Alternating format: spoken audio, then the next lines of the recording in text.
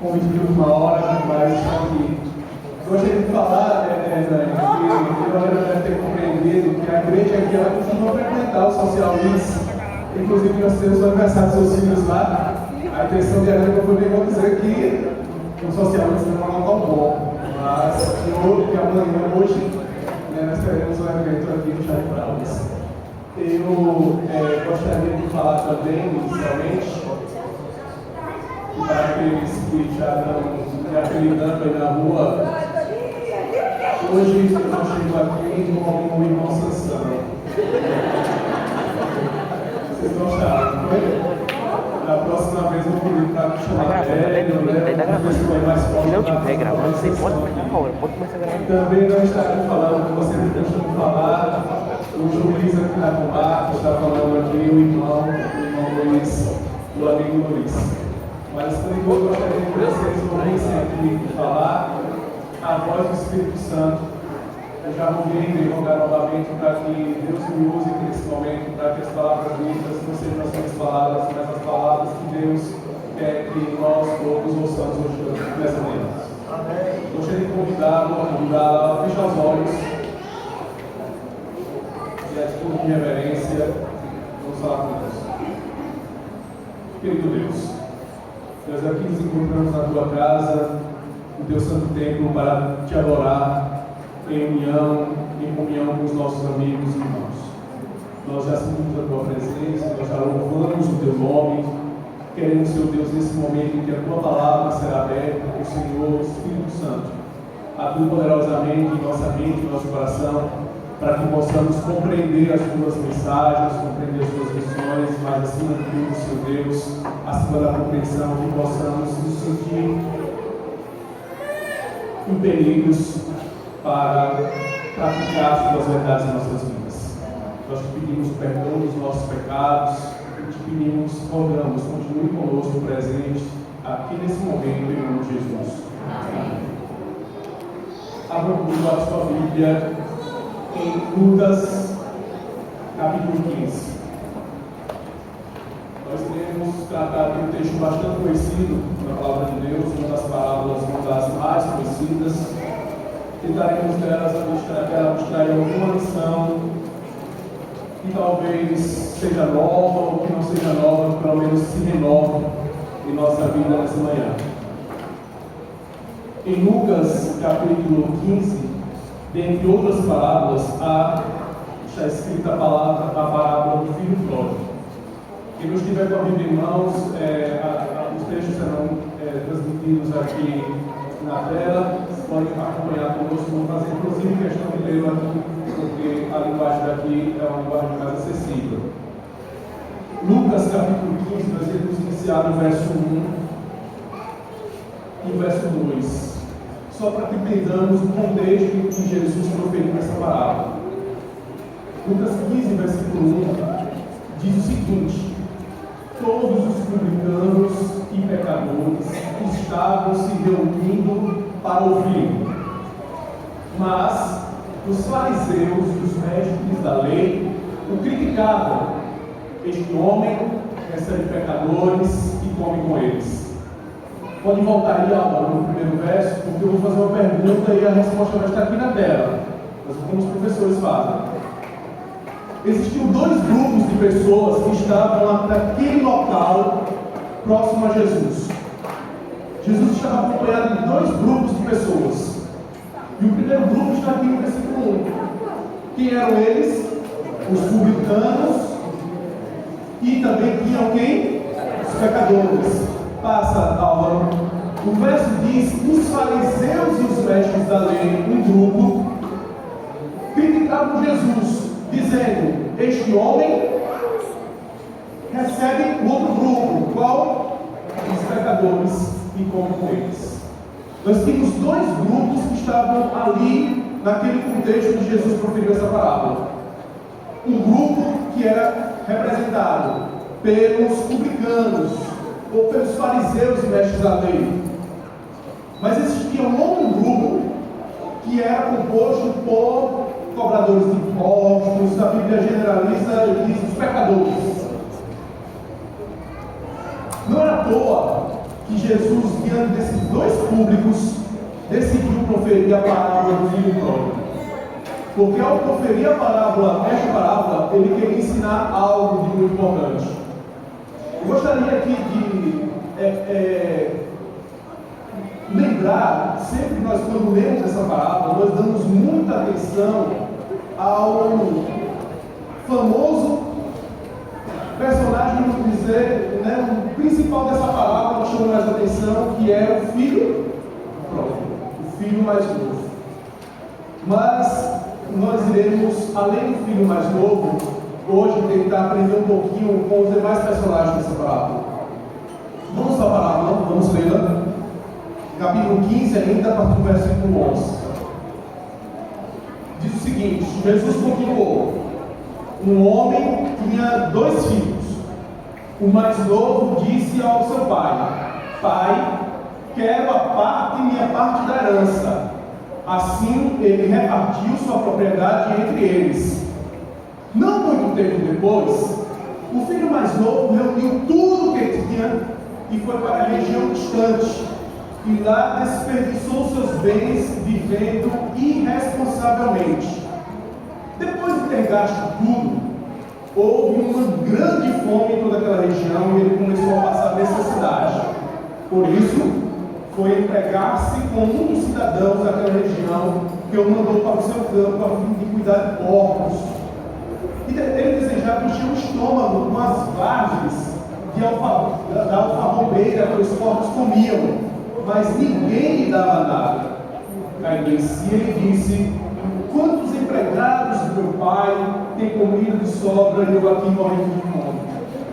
Eu me porei a caminho e voltarei para o meu pai. E lhe direi: Pai, pequei contra o céu e contra ti. Não sou mais digno de ser chamado teu filho, trata-me como um dos teus empregados. A seguir, levantou-se e foi para seu pai. Estando ainda longe, seu pai o viu, e cheio de compaixão, correu para o seu filho e o abraçou e o beijou. O filho lhe disse: Pai, pequei contra o céu e contra ti, não sou mais digno de ser chamado teu filho. Mas o pai disse aos seus servos: depressa, tragam a melhor roupa e vistam nele. Coloquem um anel em seu dedo e calçados em seus pés. Tragam um novilho gordo e matem-no. Vamos fazer uma festa e comemorar. Pois este meu filho estava morto e voltou à vida. Estava perdido e foi achado. E começaram a festejar. Enquanto isso, o filho mais velho estava no campo. Quando se aproximou da casa, ouviu a música e a dança. Então chamou um dos servos e perguntou-lhe o que estava acontecendo. Este lhe respondeu: seu irmão voltou e seu pai matou um novilho gordo, porque o recebeu de volta são e salvo. O filho mais velho encheu-se de ira e não quis entrar. Então seu pai saiu, insistiu com ele, mas ele respondeu ao seu pai: olha, todos esses anos tenho trabalhado como um escravo ao teu serviço e nunca desobedeci as tuas ordens, mas tu nunca me deste nem um cabrito para eu festejar com os meus amigos. Mas quando volta para casa, esse seu filho que esbanjou os teus bens com as prostitutas, matas um novilho gordo para ele. Disse o pai: meu filho, você está sempre comigo e tudo que tenho é seu. Mas nós temos que comemorar e alegrar-nos, porque este seu irmão estava morto e voltou à vida, estava perdido e foi achado. Um dos trechos mais lindos da Bíblia, uma das parábolas mais conhecidas e impressionantes que está contida aqui na Palavra de Deus. Essa parábola do filho pródigo, ela trata de 2 espécies de pessoas. E não é à toa que existiam 2 espécies de pessoas que estavam diante de Jesus ali naquele cenário quando ele contou essa parábola. Na verdade, essa parábola trata de 2 formas de você talvez procurar a sua felicidade na sua vida. 2 paradigmas, 2 formas de buscar viver a vida aqui nessa terra. Quais são essas 2 formas? A primeira forma, vou chamar de conformidade moral. Existem pessoas que acham que vão encontrar felicidade sempre agindo corretamente, de acordo com a moral, de acordo com os bons costumes, de acordo com as regras que estão impostas. Então eu obedeço porque é melhor para mim eu ser feliz assim. Eu me trajo de determinada maneira porque é assim que dizem que eu devo me trajar. Eu evito agir em determinadas condutas, de determinada forma, porque a moral, os bons costumes, a religião, meus pais, o pastor, dizem que deve ser assim. Só que existe um outro tipo de pessoa, um outro tipo de grupo que busca a felicidade de outro meio. E aí eu vou denominar esse grupo de autoconhecimento. São pessoas que dizem o contrário. Dizem assim, olha, eu vou procurar ser feliz do meu jeito. Eu que decido o que é certo e o que é errado para mim. Eu que decido o que eu devo ou não fazer. Eu não aceito regras, eu não aceito posições. Não é meu pai, não é minha mãe, não é a igreja, não é o Estado, não é meu tio, minha tia, o pastor. Ninguém vai me dizer o que é o certo ou errado. Eu que vou decidir o que é verdade para mim, o que é certo e errado. E essas pessoas agem, e muitas vezes de uma maneira diferente da que o outro grupo age, se comporta de determinada maneira diferente, vestem roupas diferentes, pintam o cabelo, cortam o cabelo de maneira diferente, falam de forma diferente, praticam condutas diferentes, porque daquela maneira elas acham que estão encontrando e que estão sendo felizes. Jesus estava diante de dois tipos de pessoas que, na prática, viviam a vida de acordo com esses modelos. Jesus estava diante dos fariseus e mestres da lei, que diziam, olha, a maneira correta de você viver é você seguindo as normas, você seguindo a lei, você seguindo as doutrinas. E existia um outro grupo de pessoas que eram os pecadores, pessoas que já eram marginalizadas, que já eram chamadas de pecadores pelo próprio nome, porque elas não seguiam as regras que eram impostas. Eram pessoas que a Bíblia que a gente leu fala, eram prostitutas, eram pessoas que eram ladrões, criminosos, pessoas marginalizadas da sociedade. O incrível da parábola é que a gente viu logo no início que os fariseus e os mestres da lei estavam incomodados porque Jesus estava tratando, inclusive sentado à mesa, compartilhando o alimento com quem? Com os pecadores, com as pessoas que seguiram pela linha do autoconhecimento, pela linha das pessoas que diziam, eu vou procurar ser feliz do meu jeito. E quando a gente começa a estudar a palavra de Deus, a Bíblia, a gente passa a notar que, da história de Jesus aqui na Terra, as pessoas com quem mais ele se aproximou foram essas pessoas, os pecadores, os marginalizados, as pessoas que queriam viver a vida do jeito delas. E pelo contrário, ele criticou e foi deveras criticado por esses que diziam ser os mestres da lei, os que faziam tudo certinho. Em suma, a gente tem que as pessoas que seguem o caminho da conformidade moral, o primeiro tipo que eu falei, é como se eles dissessem mais ou menos assim, não vou fazer o que eu quero, mas sim o que a tradição e a comunidade querem que eu faça. O outro grupo, o do autoconhecimento, é como se eles dissessem, só eu sei o que é certo, o que é errado para mim. Vou viver desse jeito, do jeito que eu quiser, e assim vou me descobrir e encontrar a felicidade.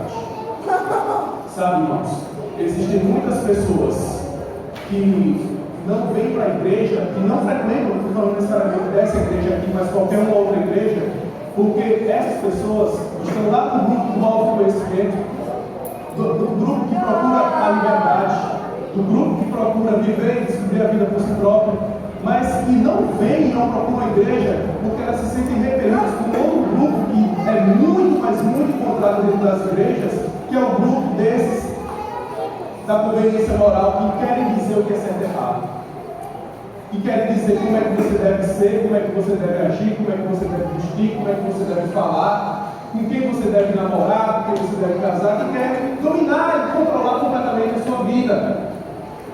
O fato é que a parábola do filho pródigo, a gente sempre tende a lembrar mais do filho mais novo. E aí vamos recordar agora o que o filho mais novo fez. O filho mais novo de repente chegou para o seu pai e disse: pai, tenho um pedido a te fazer. E qual foi o pedido?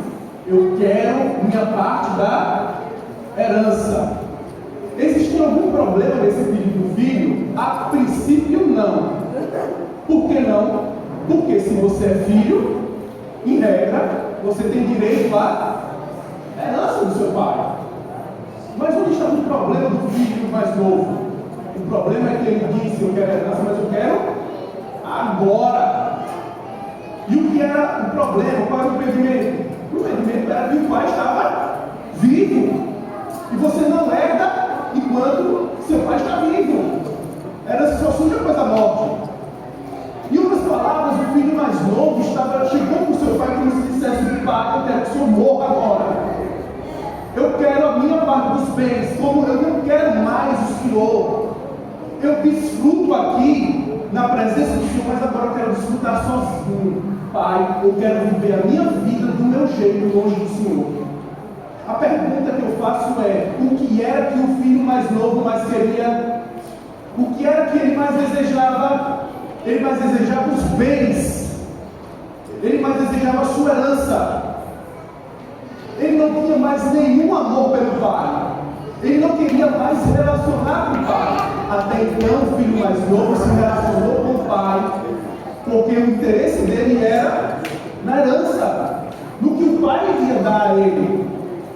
Até que chegou um momento que ele sentiu aquilo insustentável. Pai, eu não quero mais viver com o senhor. Eu quero viver do meu jeito. Me dá minha parte que eu vou embora.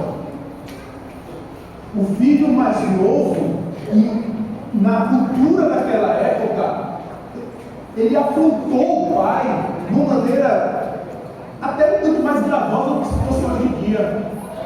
Porque naquela época, na sociedade patriarcalista que existia ali no Oriente, um filho tivesse a presunção de falar assim com o pai, de fazer um pedido desse ao pai, no mínimo, ele seria desertado, expulso de casa e com uma surra por trás aí. Ia tomar uma surra. E não ia ter direito a nada. Mas aqui nós notamos que a conduta do pai, ao invés de se enraivar com aquele filho, a conduta do pai, ao invés de desertá-lo, de expulsá-lo, dar uma surra dele, o pai recebeu o pedido tranquilamente, e a Bíblia nos diz que o pai repartiu os bens e deu a parte dele. Ele tomou a sua parte, foi viver longe do pai, e a Bíblia diz que ele passou a viver dissolutamente. Começou a gastar todo o seu dinheiro, começou a usar o seu dinheiro com frutas, festas, até que a sua grana esgotou. Ele não tinha mais bens. E aí, em determinado momento, ele não tendo para onde ir, não tendo para onde comer, ele lembrou dos empregados do pai dele, pelo menos os empregados que não ter comer. E ali ele se arrependeu e decidiu voltar. Vamos dar uma pausa aqui na história do filho mais novo. E vamos agora para o filho mais velho. Quem era o filho mais velho? O filho mais velho era aquele, primeiro que na cultura da época, o filho mais velho, pelas normas lá, pela lei, herdava o dobro do filho mais novo. Então, o pai teve 2 filhos. Quando ele falecesse, o filho mais velho ia receber 2/3 da herança, enquanto o mais novo, 1/3. O filho mais velho sempre foi aquele filho correto. Ele sempre obedeceu ao seu pai. Ele, inclusive, trabalhava junto com seus pais. Parte da riqueza da família também era construída fruto do esforço, do trabalho do filho mais velho. O filho mais velho recebeu, ouviu aquele pedido do filho mais novo, e aí, a princípio, a Bíblia não menciona qual foi a postura dele em relação à decisão do pai de ter repartido os bens.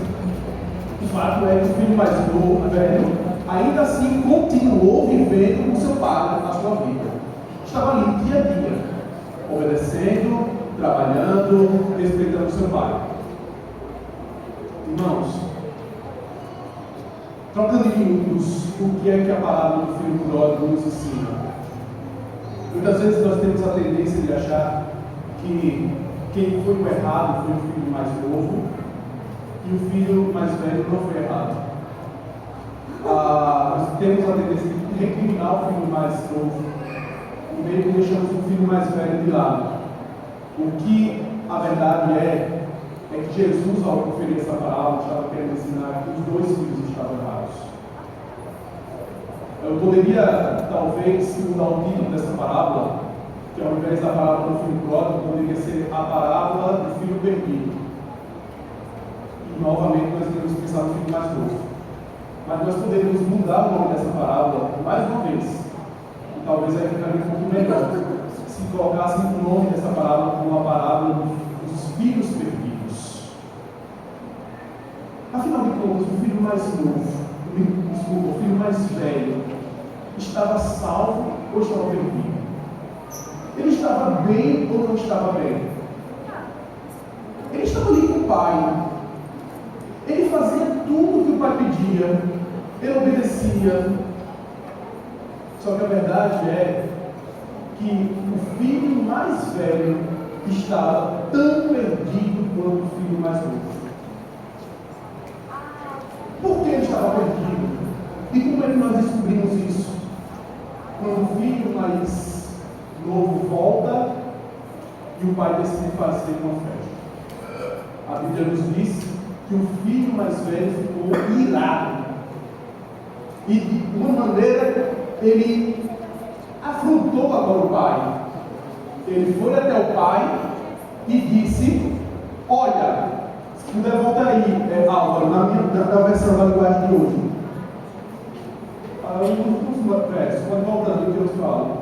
Ele fala bem assim, ó, olha, pode voltar. Tá. Aí, como foi que o filho mais velho respondeu? Na linguagem atual, olhou para o pai e disse: olha, eu fico imaginando até apontando o dedo, olha. É como se o filho mais velho nesse momento estivesse agora sim mostrando quem ele era, tirando a capa que estava sobre, né, a sua face e mostrando: pai, escute aqui uma coisa. Esses anos todos eu trabalhei para o Senhor como escravo, como servo. E aí tem um grande segredo da jogada. Olha o que ele diz: eu nunca o quê? Desobedeci as suas ordens. Em outras palavras, o que é que o filho mais velho estava dizendo aqui para o pai? Pai, eu tenho direito. O Senhor tem algo a me retribuir. Por quê? Porque eu sempre te obedeci. E é aí onde está o problema. É aí onde está o grande problema do filho mais velho. O filho mais velho achava que poderia conseguir o que queria. E o que era, afinal, o que ele queria? A mesma coisa do filho mais novo. A sua herança. Ele só utilizou de um meio diferente.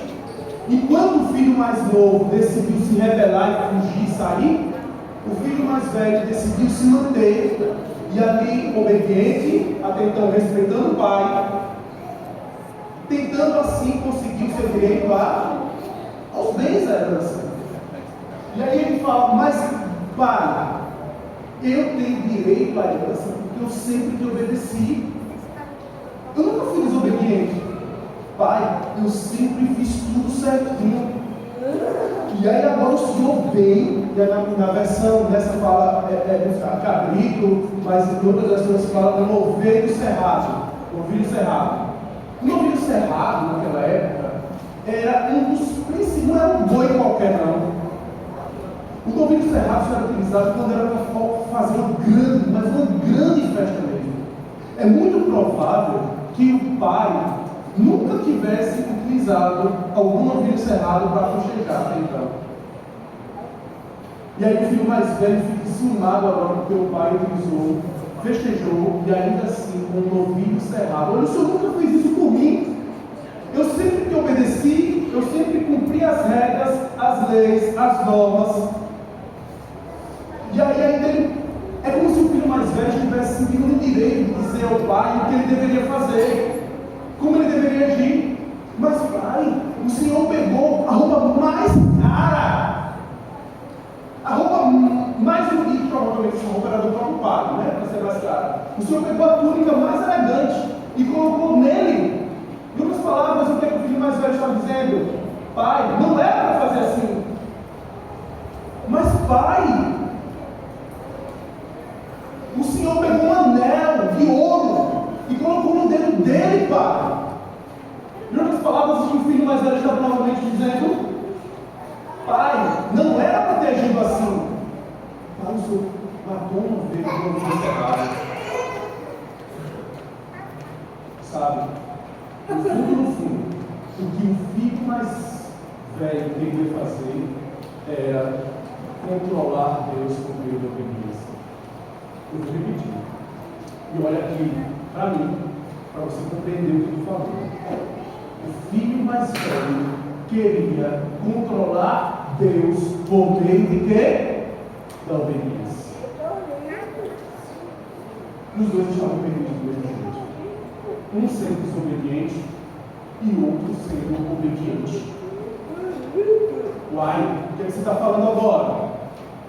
Estou falando isso mesmo. Que você pode ser obediente a Deus e ainda assim você está perdido. Porque se você estiver obedecendo a Deus para poder conseguir algo, achar que você vai comprar Deus ou conseguir ter algum favor de Deus por meio da sua obediência, está completamente errado. Se você acha que porque você vem para a igreja todo sábado, se você acha que porque você chega cedo, porque você se arruma, você traz sua família, seus filhos, porque você acha que você faz culto todo dia, se você acha que é por isso, porque você devolve dízimo, duas ofertas, se tu achar que por conta disso é que tu será salvo, tu está completamente errado, meu irmão, minha irmã. Você está tão errado e está tão perdido quanto o filho mais novo que fugiu. Você está tão errado, tão perdido quanto aquela prostituta lá. Não é tão errado, tão perdido como aquele criminoso que cometeu um crime bárbaro. Aquela pessoa que às vezes você critica, que diz: ah, mas ela vive desse jeito, ela se joga na cachaça, nas drogas. Você pode estar tão perdido quanto essa pessoa. Porque ninguém controla Deus por meio da obediência. E aí a parábola do filho pródigo nos traz um novo conceito de pecado. Porque nós sempre costumamos ouvir falar que o pecado é a transgressão da lei. Não é só. Mas não é só. Pecado é colocar-se no lugar de Deus como Senhor, Salvador e Juiz. Foi isso que os dois filhos fizeram. Eles se colocaram no lugar do pai. E aí decidiram se livrar da autoridade do pai sobre a vida deles. Pecado é se colocar no lugar de Deus como Senhor, Salvador e Juiz de sua vida. E aí eu quero que você pense com você mesmo agora. Quem tem sido o Senhor de sua vida? Quem é que tem determinado as suas atitudes, as suas condutas, as suas ações? Afinal de contas, será que é Deus que está sendo o seu Salvador, o seu juiz?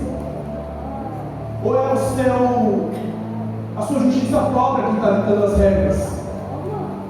Quando nós olhamos para uma pessoa marginalizada, uma pessoa que às vezes não é do nosso meio religioso, uma pessoa que se comporta diferente, como é que a gente tem pensado a respeito dessas pessoas? Será que nós estamos sendo semelhantes aos fariseus, aos mestres, aos doutores da lei, que enveredam pelo caminho da conveniência moral e acham que agindo como a maioria de nós aqui, se comportando como a maioria, nós assim, obedecendo, encontraremos aceitação e poderemos ter algum crédito perante Deus?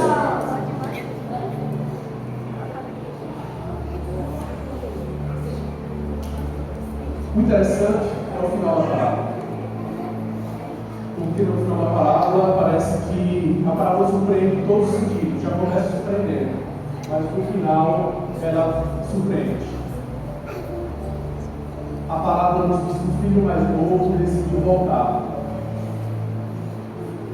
E lá ele foi recebido pelo pai, inclusive a Bíblia diz que ele saiu correndo atrás dele. Mas o filho mais velho, a Bíblia não diz. O último relato É esse diálogo que eu vou ler mais uma vez, Paulo. Eu vou ler. O filho mais velho peitando o pai. Olha, todos esses anos tenho trabalhado como escravo ao teu serviço e nunca desobedeci às tuas ordens. Mas tu nunca me deste nem um cabrito para mitigar os meus amigos. Por favor.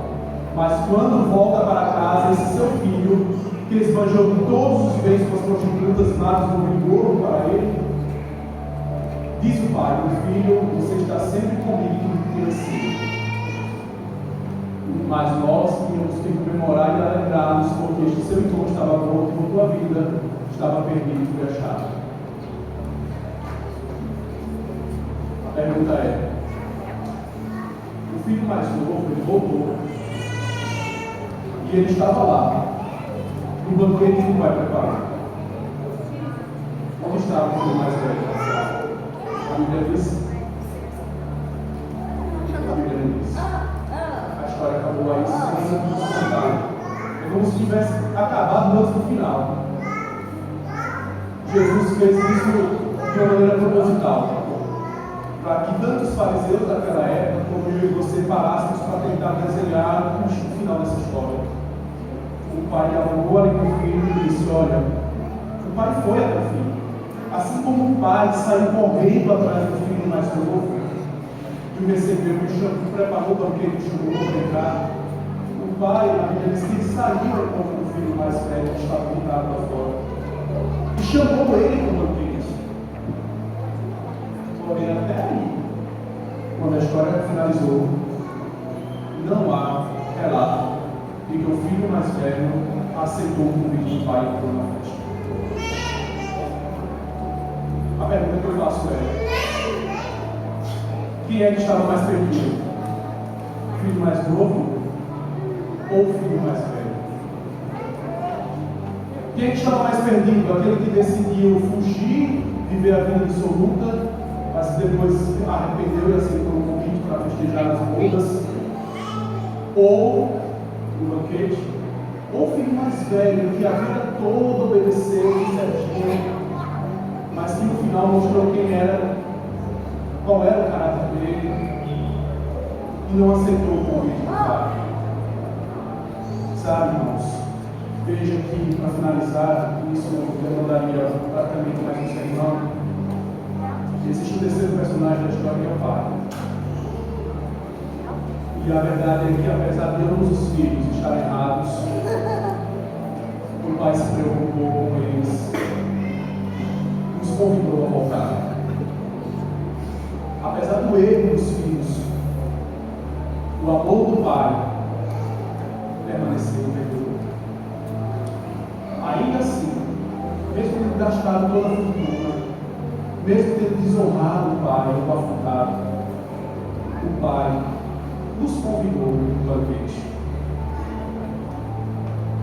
É possível dizer que ambos os projetos de salvação pessoal, tanto pela conveniência moral, que é o primeiro que eu falei, como se pelo autoconhecimento, pela liberdade, fazer o que quer, achar que tudo é correto de acordo com você, os dois estão errados. Só que a verdade é que tem um que é mais perigoso que o outro. E foi isso que Jesus quis alertar na palavra. Eu quero que você saia daqui hoje dessa igreja refletindo como é que anda o meu projeto de salvação. Por que é que eu obedeço?